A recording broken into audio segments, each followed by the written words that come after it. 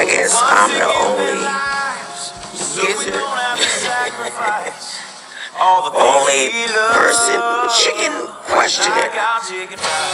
United Launch Alliance, how come all of Georgia and Florida will be able to see this rocket out of Colorado of Bowen on Cape Canaveral for Department of Defense headed to who knows where, what, who, and why? Let's put the egg before the chicken hatches and turn it into fried chicken because something ain't right. Where is United Launch Alliance and Department of Defense sending this rocket on the day that probably the white smoke will come up for the vote? And Russia will wake up the next day and say they was attacked.